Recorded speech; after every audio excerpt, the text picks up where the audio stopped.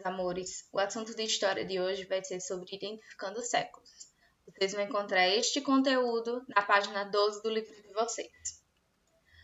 Usamos a data, o dia, o mês e o ano para situar um fato no tempo ou identificar o século em que ocorreu esse fato. Os anos são numerados em algarismos arábicos. Os algarismos, os números que a gente vê, tá? Utiliza no nosso dia a dia. Por exemplo, a gente tem aqui um algarismo arábico, tá? E os séculos em algarismos romanos. Aí ele trouxe o exemplo para a gente. A Revolução Pernambucana começou em 6 de março de 1817, no século XIX. Algarismos arábicos, tá? Aqui, 1817, os números normais. E algarismos romanos, ou números romanos, que vocês já estudaram no passado e que vão rever também esse ano. Um século é um conjunto de 100 anos. Ou seja, quando eu digo se passou um século que o Papa veio aqui no Brasil. Ou seja, se passou 100 anos que o Papa veio aqui. O século I, por exemplo, começou no ano 1 e terminou no ano 100. Ou seja, do ano 1 até o ano 100 se passaram 100 anos. O século II começou no ano seguinte. Se o século I terminou no ano 100, o século II começou no ano 101 e foi até o ano 200. E assim por diante. Aí não tem. Mas se eu fosse falar do século III, o século III, ele começou no ano 201 e ele terminou no ano 300. O século IV, ele começou no ano 301 e terminou no ano 400, certo? E assim por diante.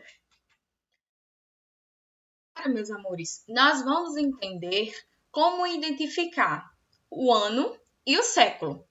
Eu vou dar o ano para vocês e vocês vão identificar, me dizer a que século esse ano pertence. Para isso, existe uma regrinha.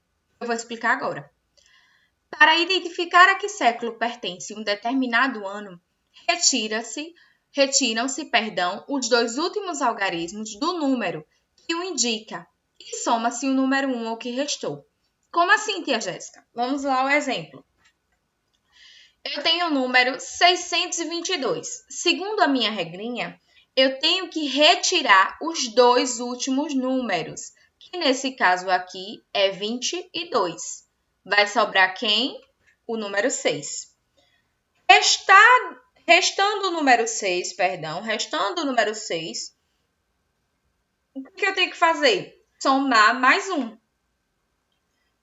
O que restou, que foi número 6, eu vou somar mais um, que vai dar quanto? 7.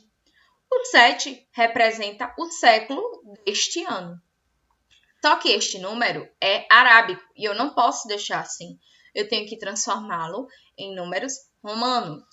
Transformando em número romano, fica século 7.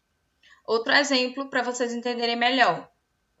Eu tenho o número 1822. O que ele pede na regrinha?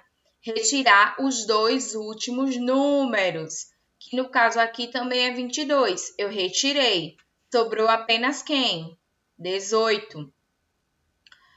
Ficando o número 18, eu tenho que fazer o quê? Somar mais um. Acabei de somar mais um. 18 mais 1 vai dar quanto? 19. Esse número aqui eu tenho que transformar em número romano, ou seja, século 19. O ano 1822 é referente ao século 19, certo? Agora, se o ano terminar em 00, não se acrescenta nada, ou seja, não precisa somar aquele 1 que a gente tinha somado, depois de retirar os dois últimos algarismos. Vamos aos exemplos para vocês entenderem. Eu tenho 1500, eu quero saber a que século ele pertence. Eu tiro os dois últimos números e vai sobrar esse daqui, 15. Eu não preciso somar, tá? O meu século é o século 15. Mas isso só vai acontecer se os dois últimos números for 0. Se os dois últimos números do ano terminar em 00. Outro exemplo, o ano 2000. Eu quero saber a que século o ano 2000 pertence. Eu vou retirar os dois últimos zeros e vai sobrar quem? 20. Que século pertence? Século 20. Certo, meus amores?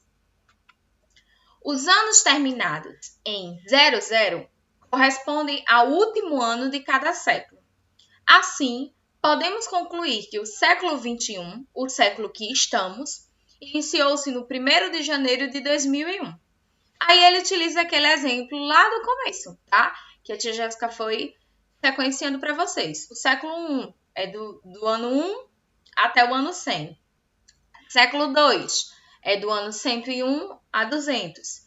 Século 3, do ano 201 a 300. Século 4, 301 a 400. Século 5, 401 a 500. E assim sucessivamente, certo? Agora vamos lá para o WhatsApp, que eu vou tirar dúvidas de vocês e passar as atividades.